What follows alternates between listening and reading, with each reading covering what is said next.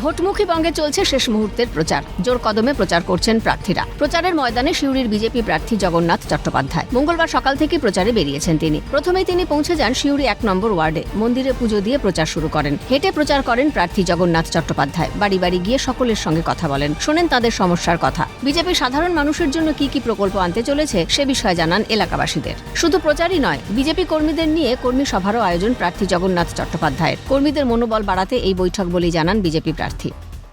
নম্বর ওয়ার্ডে গৃহ সম্পর্ক করছি। এরপরেতে করিদ্রা গ্রামে, করিদ্রা অঞ্চলে আমাদের মিছিল আছে এবং সেখানে আমাদের বুথের কর্মীদের সঙ্গে আমাদের একটি বৈঠক আছে, সাংগঠনিক বৈঠক। এটা রাজনৈতিক প্রচার না, কিন্তু মিছিল একটি আছে। আজকে 1 নম্বর ওয়ার্ডে আমরা গৃহ সম্পর্ক করব। প্রচার চলাকালীন শাসক দলকে দুষলেন বিজেপি প্রার্থী জগন্নাথ চট্টোপাধ্যায়। কংগ্রেসের তোষণ নীতির ফল আব্বাস সিদ্দিকী, নওয়াজ সিদ্দিকী, হুমায়ুন কবির, আসাদুদ্দিন ওয়াইসিদের এই ভোটে পশ্চিমবঙ্গে দাপিয়ে বেড়ানো। তৃণমূল কংগ্রেসের তোষণ নীতির কারণে আজকে হুমায়ুন কবিরেরা বলছে যে প্রথম বাবরি মসজিদ হবে বেলডাঙ্গাতে, দ্বিতীয় মসজিদ হবে সিউড়িতে, তৃতীয় মসজিদ হবে মালদাতে। আমরা আমাদের প্রাণে ধর থাকতে, আমাদের রক্ত যতক্ষণ অবধি জীবিত আছে, আমাদের প্রাণে রক্ত আছে, ততক্ষণ পর্যন্ত আমরা সিউড়ির মাটিতে কোনো দ্বিতীয় বাবরি মসজিদ করতে দেব না।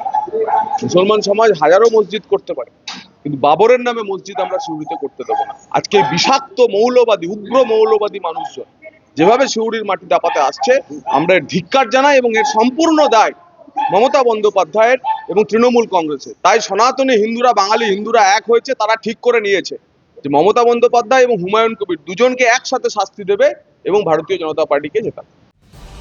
জনসংযোগে মিলছে বিপুল সাড়া। প্রার্থী জগন্নাথ চট্টোপাধ্যায়কে ঘিরে মানুষের উচ্ছ্বাসই বলছে জয় নিশ্চিত। ভোলানাথ চক্রবর্তীর রিপোর্ট, ক্যালকাটা নিউজ।